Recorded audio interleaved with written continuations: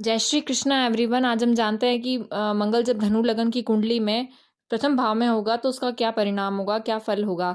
सबसे पहले मंगल के बारे में बात करेंगे, फिर फर्स्ट हाउस के बारे में बात करेंगे, फिर हम बात करेंगे कि इसका क्या फल होगा धनु लगन की कुंडली में फर्स्ट हाउस में, और फिर किन नक्षत्रों में है ये इसका देखेंगे।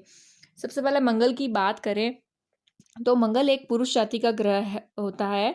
ये क्रूर ग्रह है एक, और इसका रक्त वर्ण होता है, रेड कलर प्लैनेट है। ये अग्नि तत्व वाला है, पित्त प्रकृति है। जैसे कि वात कफ और ये प्रकृति होती है, उसी प्रकार पित्त प्रकृति को मंगल से रिलेट करते हैं। और ये भूमि का पुत्र कहलाते हैं मंगल, पृथ्वी का पुत्र। और ग्रहों की श्रेणी में ये सेनापति का दर्जा इन्हें मिला है। जिस प्रकार सूर्य को राजा का मिला है, चंद्रमा को रानी का मिला है, क्वीन का मिला है वेस्टर्न एस्ट्रोलॉजी में, उसी प्रकार यहाँ पे ग्रहों की श्रेणी में इन्हें सेनापति का दर्जा मिला है, एक रक्षक है ना, इस प्रकार। और हम दक्षिण दिशा के स्वामी होते हैं मंगल। भगवान कार्तिकेय को भी इनसे रिलेट किया जाता है। और अंक ज्योतिष में अगर बात करें न्यूमरोलॉजी की तो नंबर 9 को मंगल से देखा जाता है।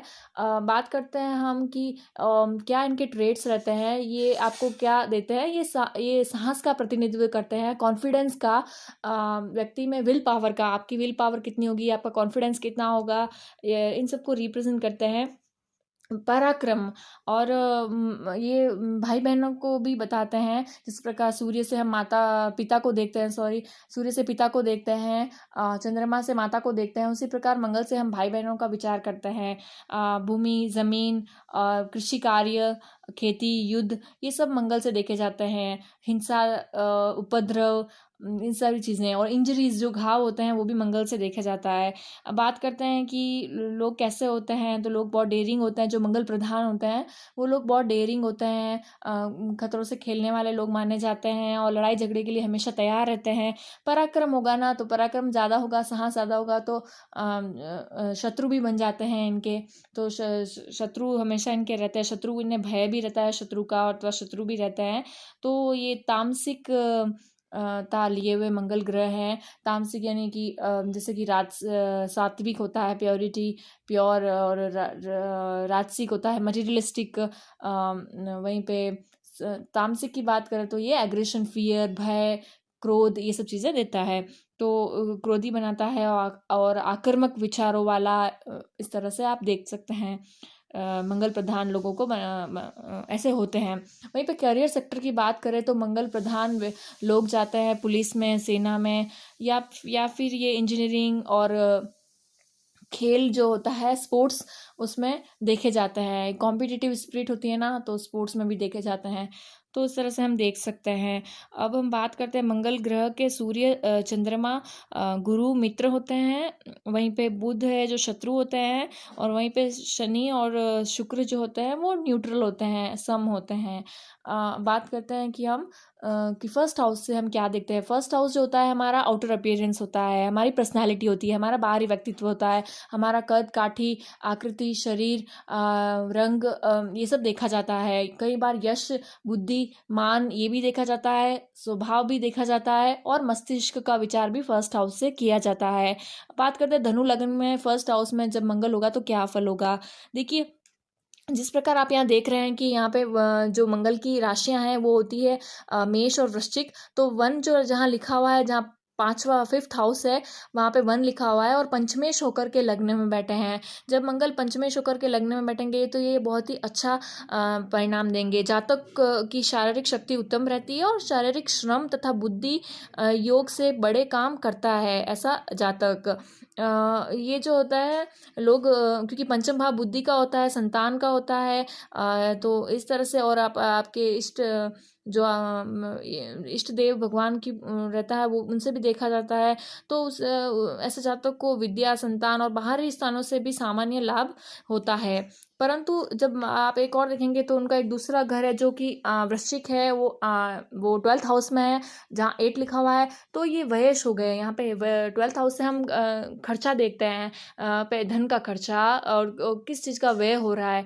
तो इस तरह से व्ययश होकर के ये लग्न में बैठे हैं, तो इससे व्यक्ति जो उनकी पर्सनालिटी होती है उसमें थोड़ी कमी देखी जाती है, थोड़ी अहंकार की मात्रा अधिक होती है। और अहंकार की मात्रा अधिक होते हैं, वो अपने आप को ज़्यादा होशियार समझते हैं, स्मार्ट समझते हैं, और इस तरह से देखा गया है।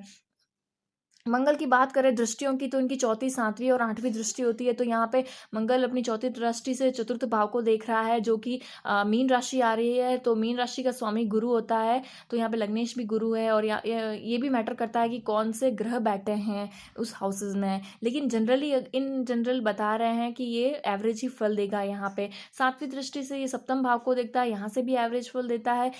और ये भी मैटर करता है कि कौन से ग्रह बैठे हैं। शनि, राहु, केतु से मंगल की दृष्टि नहीं होनी चाहिए, उनकी दृष्टि मंगल पर नहीं होनी चाहिए, और उनका कंजक्शन भी नहीं होना चाहिए मंगल के साथ में। इससे ये नेगेटिव फल होता है। वरना अगर शुभ ग्रहों की दृष्टि हो तो फिर अच्छा माना गया है। अब बात करते हैं कि सप्तम दृष्टि भाव की बात करें तो इनका जो मैरिड लाइफ है और पार्टनरशिप है वो एवरेज ही रहती है। लेकिन इन्हें जब ये विवाह करते हैं तो सामने वाले की कुंडली में मांगलिक होना चाहिए। तो उनके कुंडली में जिनसे विवाह करते हैं तो उनकी कुंडली में फर्स्ट हाउस में, 4th हाउस में, 7th हाउस में, या 8th हाउस में, 12th हाउस में मंगल होना चाहिए, तो वो भी मांगलिक हो जाता है। अब बात करते हैं 8वें घर में दृष्टि, तो ये यहाँ पे आयु की वृद्धि करते हैं। फिर इनके जो हाउसेस इन्होंने लिए हैं, जो हाउसेस पे दृष्टि डाल रहे हैं, उनके जो स्वामी है वो कहाँ बैठे हैं। जैसे कि 8वें घर में जो चंद्रमा है, 4 आ रहा है, तो कर्क राशि का स्वामी चंद्रमा होता है, तो उनकी प्लेसमेंट कहाँ पर है ये मैटर करते हैं।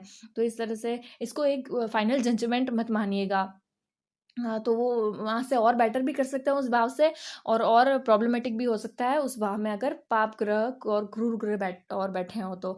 इस प्रकार हम देखते हैं। अब हम बात करते हैं कि किन नक्षत्रों में है। तो मंगल जब धनु राशि में है तो ये होंगे या तो मूला नक्षत्र में, या फिर पूर्वाषाढ़ा नक्षत्र में, या फिर उत्तराषाढ़ा नक्षत्र में। जब ये मूला नक्षत्र में होंगे तो केतु के नक्षत्र होता है मूला, और केतु की एनर्जी मंगल के एनर्जी के बराबर होती है। तो इस प्रकार से ये यहाँ पे एग्रेशन को ही बढ़ाएगा, और शारीरिक श्रम को भी बढ़ाएगा, व्यक्ति मेहनत अधिक करेगा। तो यहाँ पूर्वाषाढ़ा की बात करें तो शुक्र का नक्षत्र होता है ये, और यहाँ पे भी एवरेज ही माना गया है। एक इंटेंसिव एनर्जी शुक्र से रिलेटेड है। तो बात करें उत्तराषाढ़ा की, तो उत्तराषाढ़ा सूर्य का नक्षत्र है, और मंगल सूर्य के नक्षत्र में है। यहाँ पे दोनों ही फायर एलिमेंट हो गए, अग्नि तत्व के प्रधान प्लैनेट हो गए। नक्षत्र भी अग्नि तत्व, और वो जो राशि है वो भी अग्नि तत्व। तो उससे ये अग्नि तत्व के प्रधान से थोड़ा क्रोध अत्यधिक होगा, थोड़ा आक्रामक व्यक्तित्व होगा, पर्सनालिटी होगा, क्योंकि फर्स्ट हाउस में ये है। तो इस प्रकार आप कह सकते हैं। अब बात करते हैं जब मंगल नेगेटिव परिणाम दे रहा होता है, मंगल अच्छा नहीं है किसी का, क्योंकि आपको पता चल जाता है कि आपका एग्रेशन नेगेटिव वे में जाता है। तो क्रोध अत्यधिक होने पर आप ये अपने रेगुलर पूजा में हनुमान जी की पूजा कर सकते हैं। हनुमान जी की पूजा करने से ये बल बुद्धि विद्या देते हैं कि आप कैसे अपने बल का उपयोग बुद्धि से किस प्रकार अच्छे से कर सकते हैं, तो इससे लाभ मिलता है। आज के लिए इतना ही। धन्यवाद। राधे राधे।